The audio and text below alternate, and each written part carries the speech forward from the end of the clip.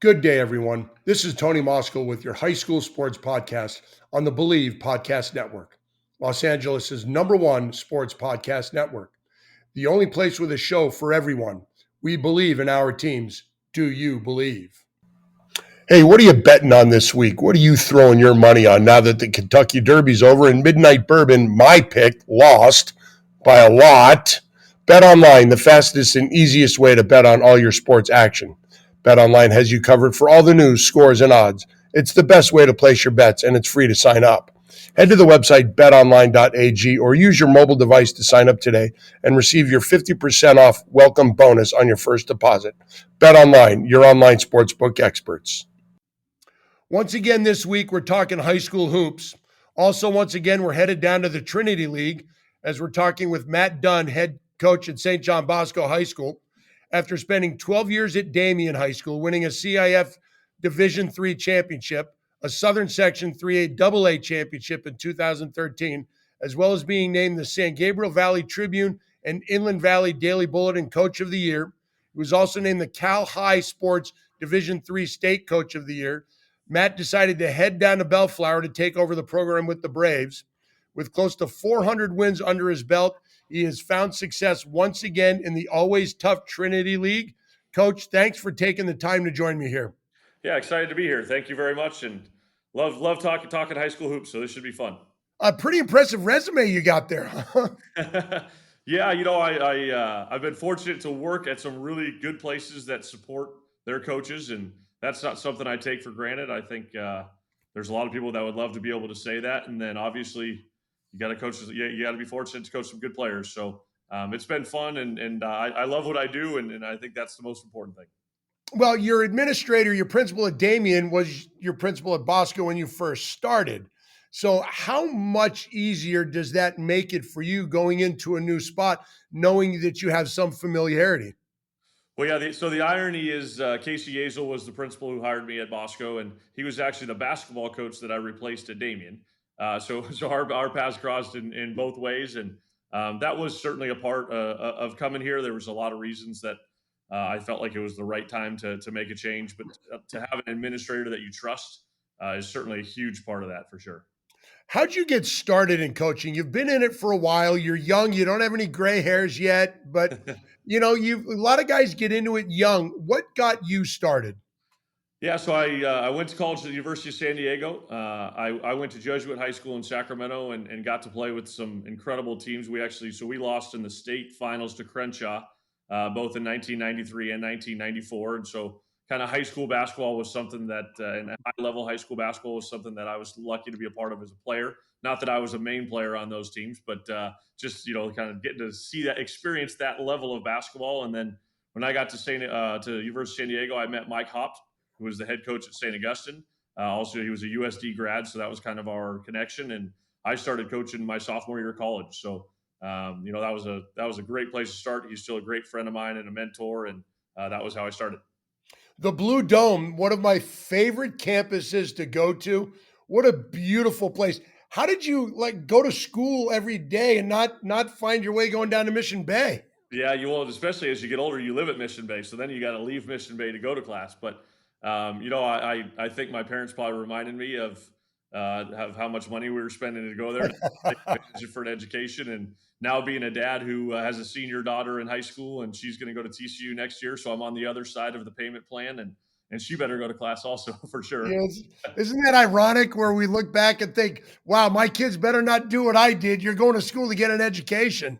For sure, yeah. And obviously college is such an amazing experience in all different ways, and hopefully we all grow, and I know I did, and not as only as a coach but as a person, and I want that experience for my kids as well. But yeah, it's not nearly as fun when you're the one paying for it. Not a No, it certainly isn't, because you're looking at that checkbook going, really? I got to pay that? I got yeah, to pay this? it's something. It's pretty amazing. That's another podcast probably. Hey, who's got the bigger office, you or Jason Negro? His is definitely nicer. His personality. He's funny. He's a very very clean guy, and the football office is immaculate. I don't know which one's bigger, but he definitely wins the decoration prize for sure. Well, I was up there after their Jay Sarah game. He's got a whole lot of stuff hanging on those walls, man. He does, yeah. Obviously, they have an incredible program, and he does a great job celebrating their players. And his office is it's a shrine. It's a it's a. I like going in there and sticking my head in there. And anytime I bring, we have guests on campus, I make sure I show off his office more than mine.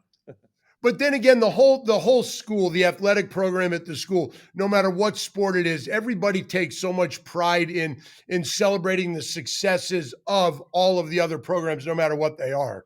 Yeah, no question. And we were kind of going back to me wanting to come here. One of the biggest reasons I wanted to is I wanted to be surrounded by a group of people that were all trying to be great. And I think as a coaching staff, in terms of our whole coaching community here, led by our athletic director Monty McDermott, we are striving to be great, and we don't apologize for that. And I think there's a lot that goes into that. And so to be surrounded by all coaches who are trying to do that, and teachers who are trying to do that in the classroom, and administrators, I think that I say it all the time. I believe I have the best basketball job in high school basketball in Southern California, and all those are huge factors as part of that for sure.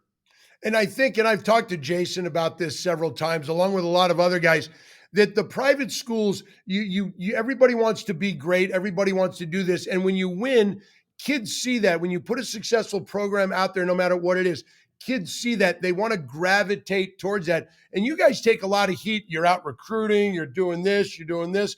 But when you put a good program together, kids see they're like, man, I just want to go and I want to be a part of that. And I'm sure you find that to be correct.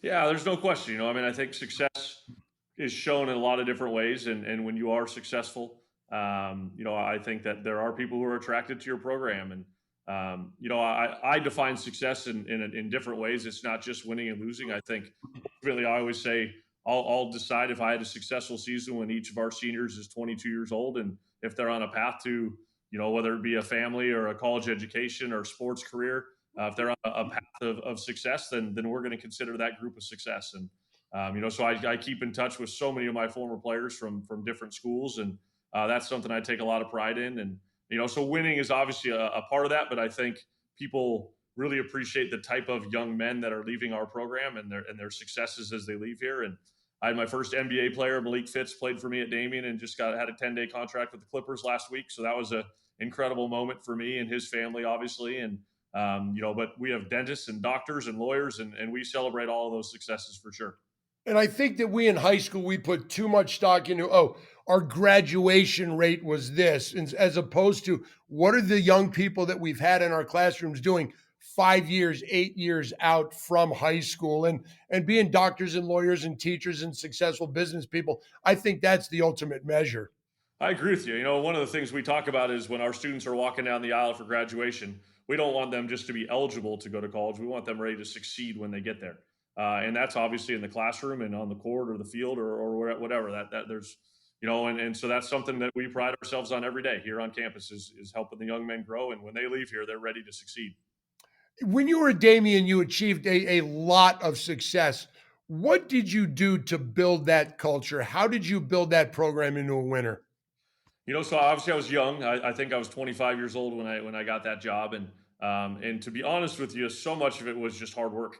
I was going to all three levels of practice every day.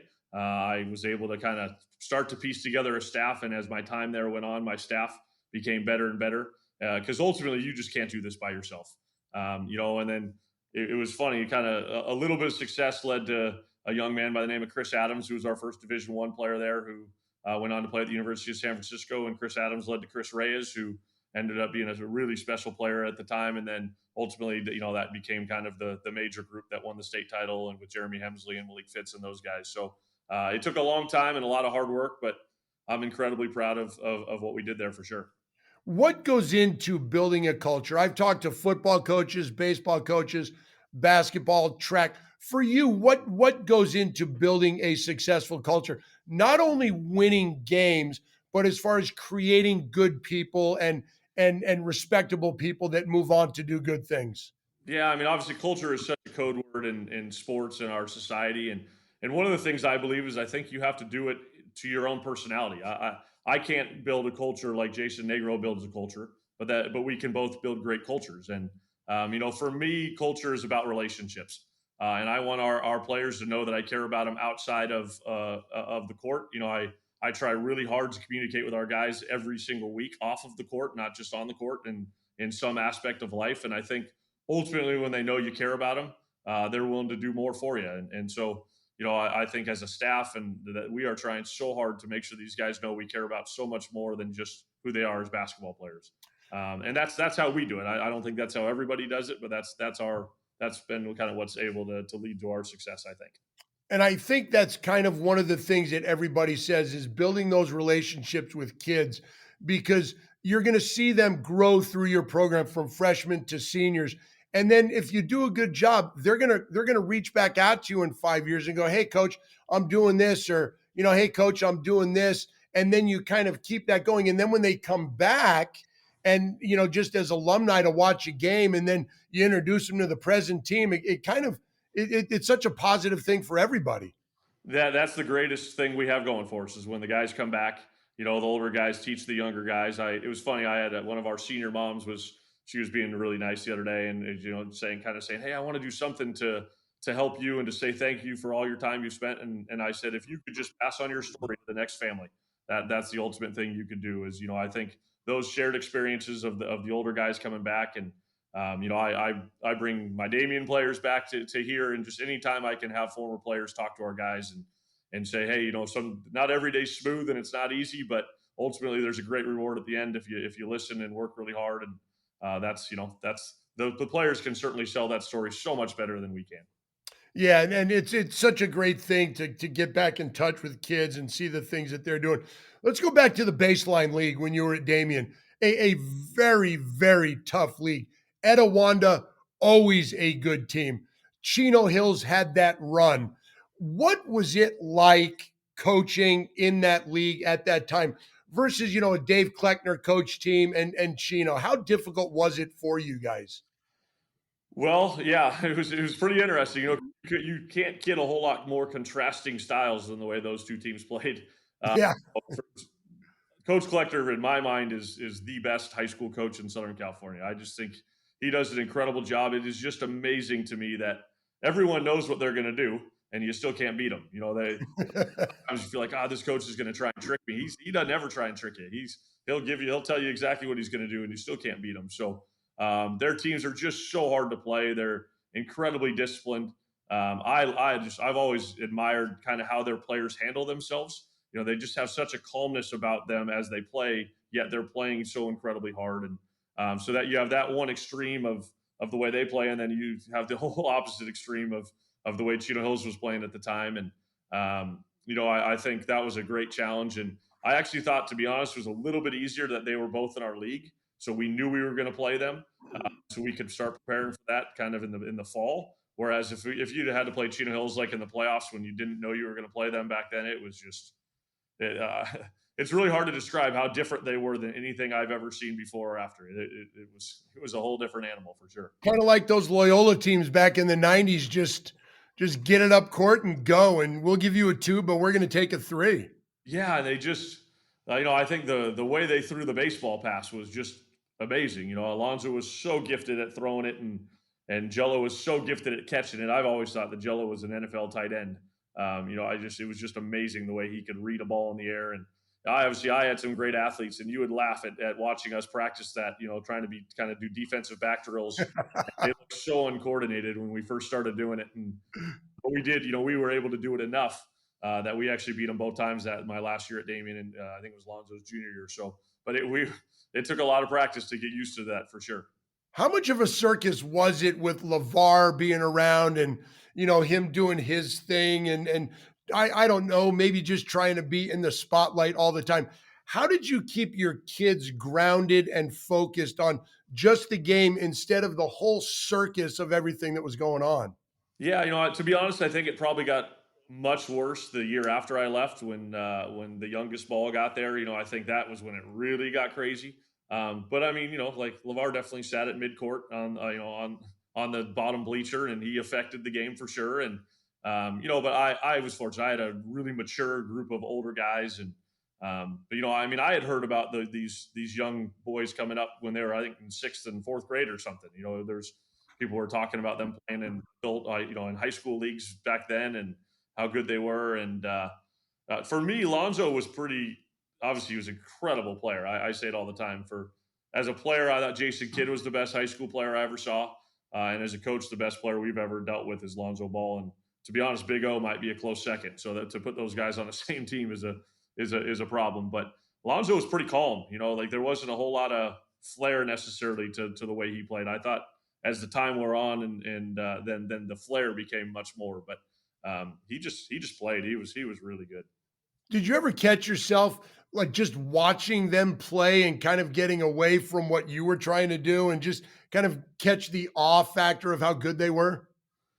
Well, so again, I think the year after I left Damien was probably the year that was really the case when Big O and Melo got there. But it just you do find yourself in awe of just what they're doing. It's so different. And for me, it was pretty funny. I was helping a family friend coach a 7th and 8th grade team, and I actually played against LeVar, his 7th and 8th grade team, and that was the biggest benefit to me was I saw what they were trying to do at a younger age. They were all trying to do the same thing, and that was actually what helped me understand kind of what they were trying to do. But ultimately, it was really different than anything and you had to kind of decide how you were going to choose to attack them, and that year it worked. The year before certainly didn't for us. That both leagues are so tough. The Trinity League is very tough, obviously, the Baseline League. What's the grind like for your kids to get through the league, whether it was at Damien or whether it's now at St. John Bosco? And how do you handle both the physical and the mental part of that? Yeah, I think that's the hardest thing is, when you play in a league that everyone is good, deciding what you do with practice time. So we'll play Jay Saturday tonight, and then we'll have tomorrow to practice, and we'll play Orange Lutheran on Friday. And, like, what do you do with that Thursday practice after you're completely worn down from a battle on Wednesday night? I think those are the biggest decisions that you have to make. How do you keep getting better without just totally wearing your guys down? And then, excuse me, obviously this year with the pandemic and trying to get extra games in, and I usually never want to play games on Saturdays in league, but we're doing that this year. And so just the discipline it takes to not over practice the guys, but making sure you're prepared at the same time. It's quite a challenge for sure. And I'm sure the injury factor comes in too, because you don't want to do too much, because you don't want to, get those soft tissue injuries or anything like that, or have kids that are tired, maybe turn an ankle because they're tired, or, getting a little bit lazy or something. How has that been for you guys in the pandemic? Yeah, so I guess my theory on that is we still go really hard. We just go for less time. Okay. And so one of the things I say to our guys all the time is I'm not going to ever waste your time. So like this morning we practiced for 45 minutes. We got done what we needed to get done to be ready for tonight, and I told them to get out of the gym. So I think that's obviously the kind of the give and take is you can go still longer and maybe not as hard, or you can go really hard for a shorter amount of time. And that's how we choose to do it.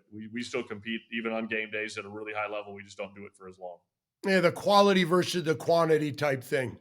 For sure. Yeah. And I think different times of year, at the beginning of a season, usually we'll practice much longer because there's so much more to get through. But right now, in theory, we should have a pretty good idea of who we are.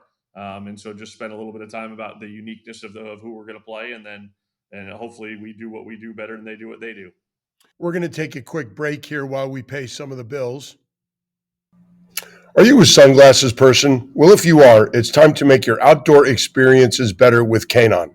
These sunglasses are made exclusively with polarized lenses for optimal clarity. They're made with Japanese optics that make their lenses clearer, lighter, stronger, and Italian handcrafted frames that are impossible to scratch. Use the exclusive code KaenonCast15 at Kaenon.com to receive 15% off your first pair. That's KAENONCAST 15. Kaenon, clearly better. Hey, have you heard about all this new CBD stuff? Just Live came out with their new CBD gummy line. They have 6 different flavors and functions, including sleep, energy, focus, immunity, calm, and vitamin C. Plus, they're vegan, low in sugar, founded by professional athletes Klay Thompson, Alex Morgan, Travis Pastrana, Paul Rodriguez, because they wanted to create a product they could trust and could stand behind. If you need help with sleep, focus, energy, stress, or immune health, I recommend you give these a try. Buy one, get one free of the new gummies with the code SUPPORT at justlive.com. That's buy one, get one free at justlive.com. Use the code SUPPORT. Back here with Matt Dunn, head basketball coach, St. John Bosco High School. You take over a program that had success, division champs in 13, state champ in 14. What did you need to do to keep the program going in that direction? And did you change anything? And how long did it take you to kind of put your stamp on the Braves program? Yeah, well, I guess that's a funny question. So when I took the job, there were 12 returners on the roster, and by the time I got to campus, there was only one that was still here. Uh, as you can imagine, it was quite a shock when I thought I was walking into the first day of practice, and then what I walked into were two very very different things. So you know, obviously I guess the good part of that was though we got to put our stamp on the program from the very beginning. You know, because it was all new players, and so but both at Damien and at Bosco, I felt like the first 2 years were pretty difficult. And then the third year was, in both cases was the year I felt like, okay, we kind of we have this thing where we want it, and now we can really start trying to perfect what we're trying to do. What makes the league so tough, the Trinity League? Because it's all faith based schools. It's all, you've got some all boys schools in there. But what makes it so tough? Yeah, I think that's a great question. I mean, I think the Trinity League does a tremendous job in every aspect of athletics, of using athletics to bolster the reputation of their schools.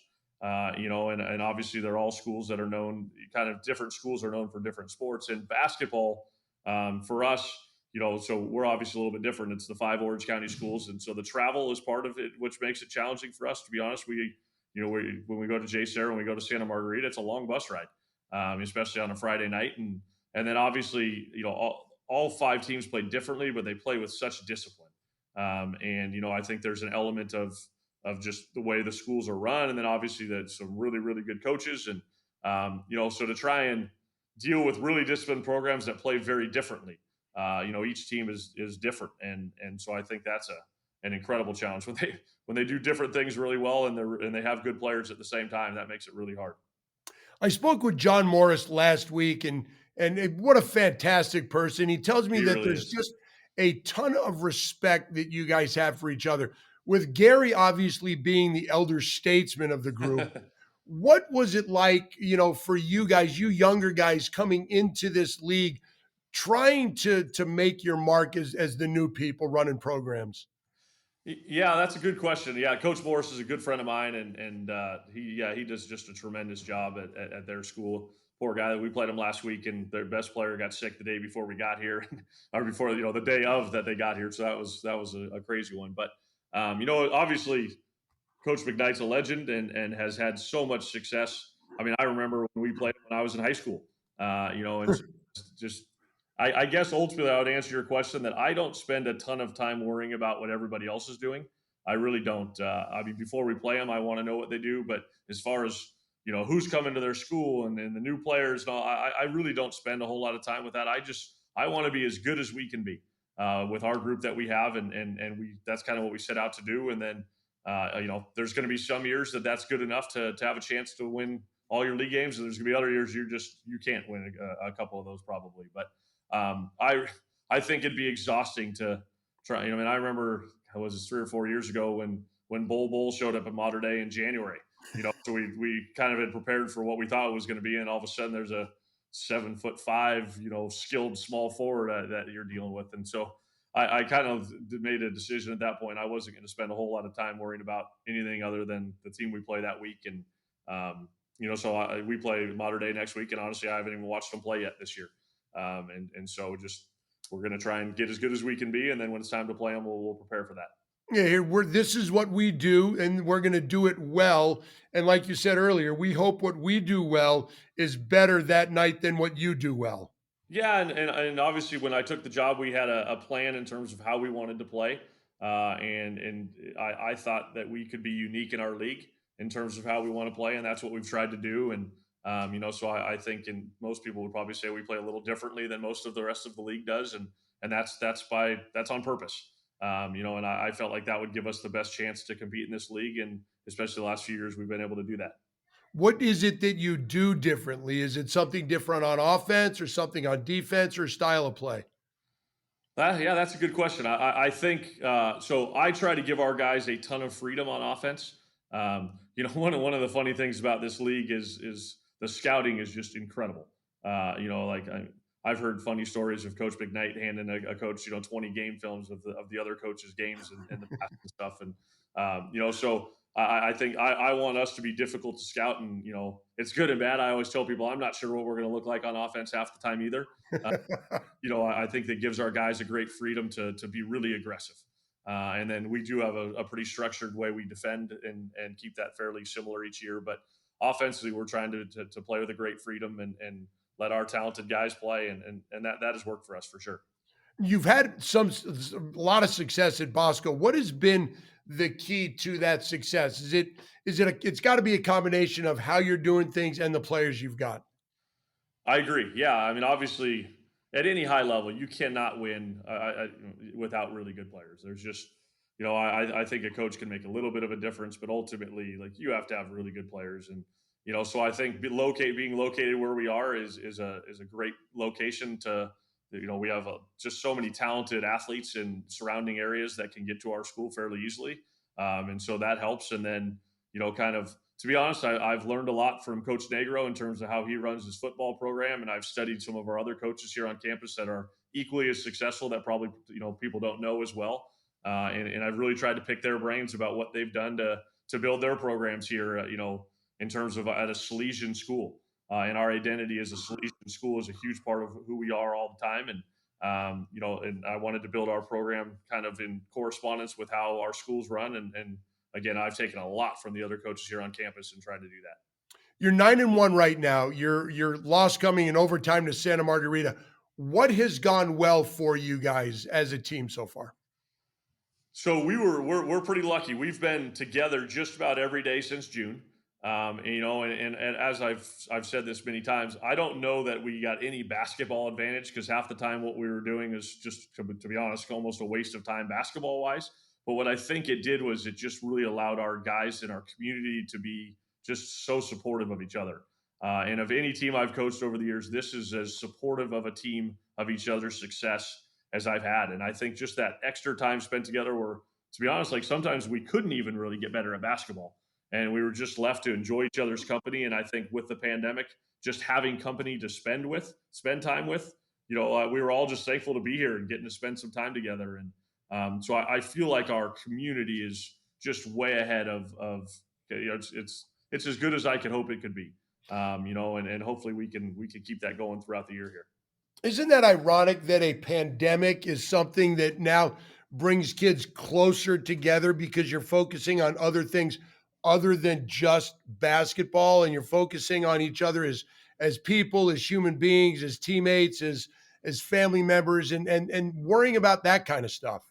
Well, yeah, and I think so much of our everyday life outside of our home was taken away from us that we literally were just thankful for human interaction, and so I think you're so much more apt to find the good in people. When you spend every day together, obviously it becomes pretty easy to find the negatives. But it just for this year, I thought it was so easy to find the positives and just spending time with each other, and I think our players have been able to do the same thing. And so yeah, I guess there is irony to it, and going through this as a parent and going through it as a coach has been just incredibly challenging. But it has really helped to just our appreciation of spending time together. As crazy as that sounds, I think we're just way beyond what we've ever been before in terms of that. And then when the kids finally get the okay to get back on the court, how much of an extra pep in their step and excitement did you see from them? Yeah, even just being allowed to get in the gym to practice. Like it was just I'll never forget. I didn't even tell them we gotten permission to get in there. When it finally came, and so they all showed up and thinking we were going to be on the blacktop, and so we just walked in and we had the balls out, and they kind of looked like really we get to be in here, and just you complain about your facility or whatever all the time, and just in general, they were just so thankful to be in there, and so was I, and it was a pretty cool moment just to get in there and get to practice. I've never been so happy to get to practice. And anything beats being on the blacktop with rims with no nets or the old chain nets that you had when you were a kid growing up. Yeah, we put in some nice baskets, so that was fun. But I mean, the court's too small, and the basket's almost all the way out to the free throw line. Just, but again, even that, you would be amazed at how excited our guys were to get to even do that together. Because obviously the stages, the first stage was everybody has their own ball, and you can't even pass the ball to each other, and but that was awesome for a couple of weeks, and then that got a little old, and kind of so each stage that we've gradually gotten to, we've really been thankful for, and that it's funny to see some of the things the kids have appreciated this year for sure. The little things. You guys are on the Open Division watch list. Last I checked, you're on that list. You're number 5 in Division 1. Do you like the way the playoffs are set up with that whole Open Division and then, then the way the other divisions are set up? So we've been in the Open Division the last 3 years, and that is one of our goals as a program. Every year. So that I do love that aspect of it. I don't necessarily love the pool play. I think the hard part of the Open Division is it's just such a grind. And so the last couple of years we've won a couple games and lost a couple of games in it, and you're just so worn out by the time you get to the state tournament that I have felt like that's been a disadvantage against those who didn't participate in the Open Division. I personally think the Open Division should be 16 teams. I thought when we had it at 16, that was what it was. To me, at 8, it's not getting all of the teams it's supposed to get into the Open Division. So I would prefer we go back to 16, but ultimately to get to play in what some would say is the best tournament in the United States is a pretty cool accomplishment for a program and something we want to do every year. I agree with you 100%. I saw Harvard Westlake last year and, seeing some of those other teams that are in that division, it's insane how good the basketball is. And you've got to be proud of your guys that you get to that point. No question. Yeah, and I mean, knock on wood, we're hoping to get there healthy this year. The last 3 years, we haven't had our best player any of the 3 years by the time we got there. So, I sure would love to take a healthy team into that tournament and see what we can do. But yeah, you're playing against the best of the best, and it's from coaches to players, and it's really fun. It's exhausting, and like I said, coming out of the Open Division, I think the teams that didn't play in the Open Division going to the state tournament really do have an advantage in terms of that. But just playing in it is pretty special. I've asked a few guys about the travel ball stuff, and from a casual fan, when I look at fundamentals of the game and the way the game is played, it's really changed a lot. Has travel ball kind of, I don't want to say taken away the fundamentals for kids, because it seems like a lot of times guys will just roll the ball out and rely on the athleticism of today's player. What do you think about the whole thing? Because I know it's a very useful thing for high school basketball. Yeah, for sure. To me, the biggest thing that's changed is every kid has 3 or 4 trainers now. And so I used to be the ball handling coach and the passing coach and the shooting coach, and so that has changed a lot. There are so many more opinions in their lives that of people that care about them that are sharing that with them.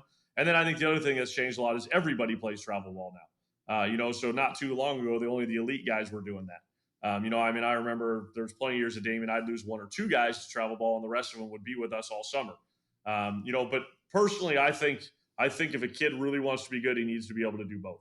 I think the travel ball game, because so the biggest difference in terms of structure, as you're referencing, is we practice every day, and travel ball teams don't practice every day, and so obviously it's good. There's going to be less structure. I've coached travel ball at times in the past, but I do think just in regards to playing with great players, against great players, and in high level environment, and having to figure out how to kind of sink or swim on your own, without as much structure. I think that's tremendously valuable for today's player. But I also think the really special ones are good in both contexts. So they're able to play in maybe a little bit more structured environment in a high school game, and then they're able to go succeed without the structure. And I personally think it gets a little overblown, like the lack of structure in travel ball. The best travel ball programs are playing really good basketball, also. But it's just less structured because they have less practice time, and that's the big difference. How do you deal with a kid that may come to you and say, well, my ball handling coach says this, and my shooting coach says this, and my defensive technique coach says this, but you're trying to teach the St. John Bosco way? Yeah, so I think, to be honest with you, going through this as a parent, so my daughter's a dancer, and our 2 boys play multiple sports, and So I think that has really changed, or I guess helped me grow in terms of just my appreciation for how much time and money parents are spending on their son or daughter, depending by the son in terms of my program. But so I have a great appreciation for that, and I have an understanding of with that comes very high expectations for parents, and I think that's okay. I mean, again, going through this, I look back when I was 25 years old and lecturing the parents of my players, and I just laugh at myself now that I thought, I really understood what was going on. It's like I had no idea. So I guess ultimately we choose. There are certain things that are we're going to do it this way no matter what, and then there are other things that I'm very open to. If a kid's successful, like so footwork, for example, we used to teach everyone in our program is going to do footwork this way. Well, we did that because no one was working on footwork on their own. Whereas now everyone's doing it on their own. And if a kid has already created a comfort zone in terms of how he likes to use his feet to shoot, as long as he has success, we're gonna support that. If they don't have success, then we're gonna change it. And so I think there's a lot of things that go in with that. And then, but so more team concept things are non-negotiable. And I guess I would say that there's no trainers that are at practice every day, so they're not going to totally know the team concept. But as far as dribbling and shooting and footwork and all those things, if you're going to a person who's doing a great job with you, we love it. That's great. Okay, so now I can spend more time on system stuff instead of, okay, we're going to do this, but you still have to teach the fundamentals, because sometimes I think kids, they get too ESPN-y where they think they're going to go off and do, be Michael Jordan or whatever. Yeah, for sure. I mean, I think sometimes kids look in the mirror and think they see the same thing LeBron does.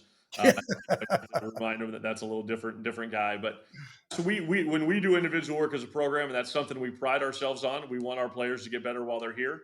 One of my favorite things about our team this year is every single one of our players was in our program last year. All but one played lower levels at our school. So we had one who played varsity as a freshman, and every other kid on our team played lower levels here at St. John Bosco. And I think that so with that means we're able to develop our guys. And so we spend most of our time developing our system through individual work, knowing that the guys are working a lot on their own individual stuff on their own. So we're trying to take what they're learning on their own and perfecting, hopefully, and apply that to how they could use those skills within what we're trying to do.